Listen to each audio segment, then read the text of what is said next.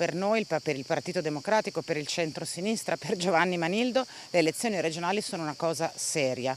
Vedendo il dibattito che fanno quelli del centrodestra, infatti, più che un appuntamento fondamentale per la democrazia della nostra regione, per i diritti e i doveri dei cittadini del Veneto, sembra un accordicchio, una spartizione di poltrone che devono arrangiarsi a fare a Roma. Noi invece l'abbiamo detto fin dall'inizio, per noi questo è un appuntamento fondamentale. È diretta Vanessa Camani, noi siamo pronti, dice, e il PD Veneto lancia la sua sfida per le regionali del prossimo autunno.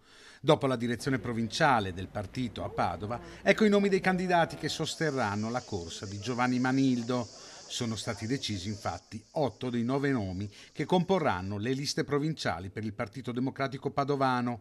Oltre alla capogruppo uscente Vanessa Camani, anche il vice sindaco e assessore Andrea Michalizzi. Mi candido alle elezioni regionali, ringrazio chi mi ha sostenuto e incoraggiato in questa scelta. Lo faccio perché dalla regione si possono fare tante cose importanti per il nostro territorio, per la nostra città e per la nostra provincia. A scendere in campo, oltre ai due big, anche la segretaria provinciale ed ex sindaca di Lubano, Sabrina Doni, legata all'area cattolica del partito. Anche un altro ex sindaco sarà presente in lista. Si tratta di Luciano Sguotti, già primo cittadino di Conselve.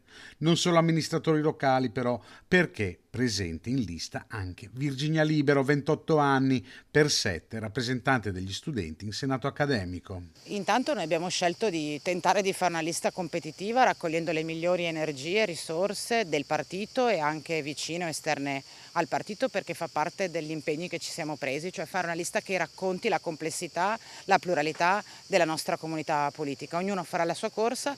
L'unico dubbio che ora resta è la data delle elezioni che, secondo rumors, potrebbero essere il 16 o il 23 novembre prossimi. Mentre gli altri non ci dicono ancora quando si voterà, noi siamo pronti. Abbiamo il nostro candidato presidente che ha unito una coalizione molto ampia di centrosinistra. In questi giorni si stanno completando anche le liste nelle circoscrizioni provinciali e per quanto riguarda Padova ho l'orgoglio, l'onere anche di rappresentare e guidare la lista del Partito Democratico nella città di Padova e nella sua provincia.